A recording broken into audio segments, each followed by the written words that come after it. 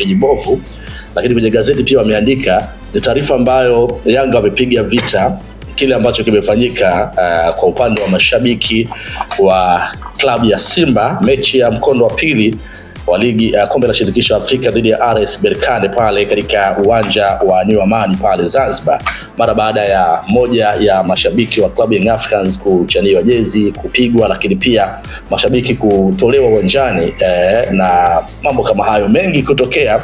Harassment ilikuwa kubwa sana kwenye ile mechi. Kwa hiyo kwa upande wa klabu ya Young Africans jana ameandika taarifa kwa umma kwenye ukurasa wao wa Instagram ambao unasema hivi: uongozi wa Yanga Sports Club umesikitishwa na unalaani vikali vitendo vya kupigwa, kuchaniwa jezi na kufukuzwa uwanjani kwa mashabiki wake katika mchezo wa fainali wa kombe la shirikisho Afrika uliochezwa tarehe 25 mwezi wa 5 2025 katika uwanja wa Amani Zanzibar. Young Africans Sports Club tunaamini kwenye uungwana katika mchezo wa soka, hivyo vitendo vilivyofanywa au walivyofanyiwa mashabiki wetu vinapaswa kulaaniwa na wadau wote wa soka nchini, huku pia tukiziomba mamlaka kuchukua hatua kali kwa wote waliohusika kufanya uhuni huo. Vile vile pia uongozi wa Club Young Africans unatoa pole kwa mashabiki wote waliokumbwa na kadhia hiyo na unawataka mashabiki wote wa klabu hiyo kuendeleza uungwana na kupinga chuki na uhasama unaotaka kujengwa kwa makusudi baina ya mashabiki hapa nchini. Mwisho kabisa, uongozi unawaomba mashabiki wote wa Yanga kutolipiza kisasi kwa namna yoyote ile, na badala yake waendelee kuwakaribisha mashabiki wa timu nyingine kwenye mechi zetu ili tuendelee kufurahia mchezo wa soka huku tukidumisha ustaarabu wetu wa kulinda amani na usalama wa watu wote wanapokuwa uwanjani, mbele daima nyuma mwiko. Na imetolewa na ofisa mtendaji mkuu Young Africans Sports Club. Nani huyo? Andrew Mtine. Maana Young Africans wamekuja juu na hiyo hoja. Of course mimi pia naungana nao kwa sababu mpira wa miguu ni undugu, lakini pia mpira wa miguu ni furaha.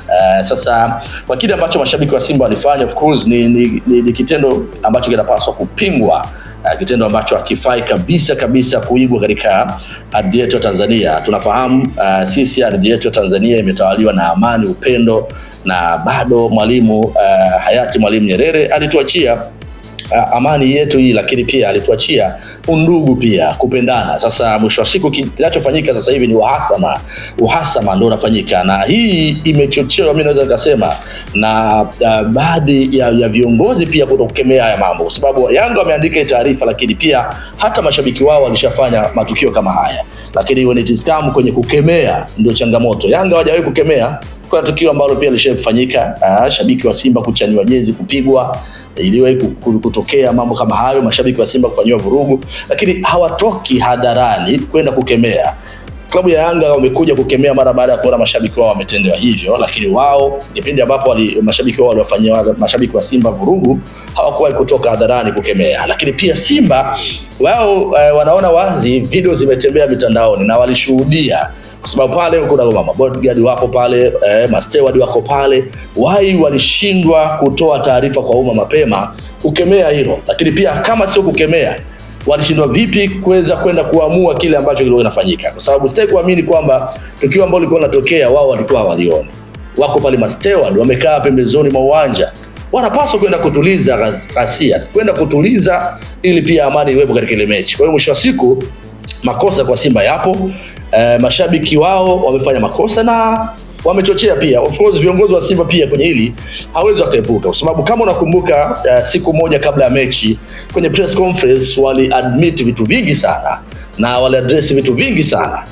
Moja ya watu waliozungumza pamoja na msemaji wa klabu ya Simba Ahmed Ally akasema, hatutataka kabisa mtu yote ambaye atafanya figisu au fitna za chini, hatutawataka kwenye mechi zetu watu wote ambao wana hila na mambo kama hayo, lakini pia tutawafanya vibaya. Ile kwamba tutawafanya vibaya ndio kauli ambayo watu wengi wanaishikilia kwa sasa, kwamba tutawafanya vibaya ndio nini. Lakini pia katokea pia moja ya viongozi wa zamani wa klabu ya Simba, si mwingine ni Hassan Dalali ambaye alikuwa mwenyekiti wa Simba na mwanzilishi wa Simba Day. Yeye akasema, usikanyage katika mechi yetu, ukija tutabanana. Sasa ile ilikuwa tayari imeshaashiria kujenga chuki, wazungu wanasema kuharmony au kuharmonize, kuchochea kwa mashabiki wa Simba, kwa sababu unapozungumza kwamba usije kwenye mechi zetu, tutabanana, hautatoka.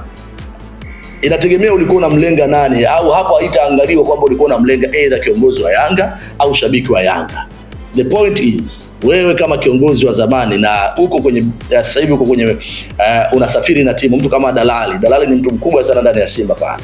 Kauli aliyotoa ile inaenda kujenga chuki kwa mashabiki kwamba okay, viongozi wote wamesema tutakufanya vibaya, tutabanana, hautatoka.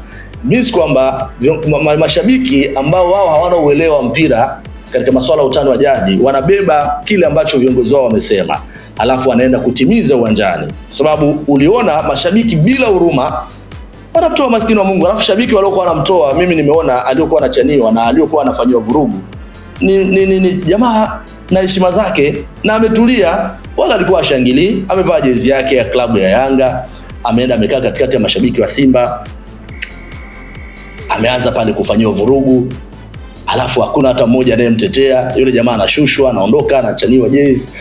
Ni video ambazo zinatembea kwenye mitandao ya kijamii. It's so sad, inaumiza kwa sababu mtu amelipa kiingilio. Kwanza kuongezeni, amelipa kiingilio. Pili, you never know, amesafiri labda Dar es Salaam, amevuka maji, go and return shilingi 70,000 tiketi za boti. Hapo kuna kulipia hoteli za Zanzibar zilipanda sana. Ukitaka kujua hilo niulize mimi, nilikaa kule siku 2. Lakini pia alikula vyakula vilipanda bei pia. Lese labda ametoka pia mkoani. Kwa kuna namna ambavyo kwanza umemuumiza, umempiga. Pili, umempa gharama nyingine kwenda kujitibia lese labda hospitali. Pili, amekuja kuangalia mechi, hakuangalia kufaidi. Pili, umemzalilisha pia kwenye jamii yake na familia yake kwamba fulani kaenda uwanjani kapigwa. Inatengeneza picha mbaya na notion mbaya sana. So haya yote kama mzee wa nyundo za Frijibovu ndio na yakemea na laani vikali. Hasa mimi si laani hasa kwa mashabiki, na laani kwa viongozi ambao wamekuwa wakitoa matamko ambao anaenda kuwajengea chuki mashabiki, alafu hawatoki hadharani kwenda kuomba radhi. Mfano Simba walishindwa nini kwenye peji yao ya Instagram na mitandao yao ya kijamii kwenda kuposti tuna laani vikali kile ambacho mashabiki wetu wamewafanyia mashabiki watani wetu. Wasiandike paka Yanga wanakuja kukemea. Na wao Yanga na wao katika past days huko nyuma, wao mashabiki wao washafanya tukio kama hilo, kupiga mashabiki wa Simba. Wao hawatoki hadharani, wanakuja kutoka hadharani mara baada ya tukio kutokea. Wanakuwa wana entertain hivi vitu, alafu mwisho wa siku wanayaacha na kuwa dilema. So hii inaenda direct kwa viongozi wa juu ambao wamekuwa wakishindwa kusimamia weledi hasa katika masuala haya. Mpira wa miguu ni utani, kutaniana, lakini pia ni upendo nje ya football. Ndio maana wachezaji Simba walifungwa goli 5 na Yanga juzi hapa. Mara baada ya mechi wachezaji wanapiga selfie, wanapongezana, wanacheka, wanatabasamu, huku mashabiki wanashikana mashati jukwaani. Abatoshi, mashabiki wanashikana mashati, huku wachezaji wanakumbatiana, wanasifiana, yeah, you played very well today, top performance, yani wanapiana moyo, wanasifiana. Alafu wao pia wanataniana pale ndani, leo bana Chama leo hakuwa kwenye goli. Sasa David Pascal, tofauti na matamko utolewa na kukemea vikali kwa mdomo, kukata mzizi wa matatizo haya, nini kifanyike cha zaidi? Kwanza ni kudumisha amani, pili kudumisha upendo, tatu viongozi kutokuingia kwenye mtego wa mashabiki. Viongozi kusimamia kile wanachopaswa kusimamia. Kwanza sajili quality players ambao unajua katika nafasi 3 nafasi 4 anafunga goli. Mimi siwezi nikaamini kwamba shabiki anaweza akazuia usipate matokeo. Hizi ni akili za kizamani sana. Kama huna timu huna. Akili za kizamani sana. Ni akili za kiprimitive. Haiwezekani eti wewe unasema shabiki akiingia kuna kitu anaenda kufanya.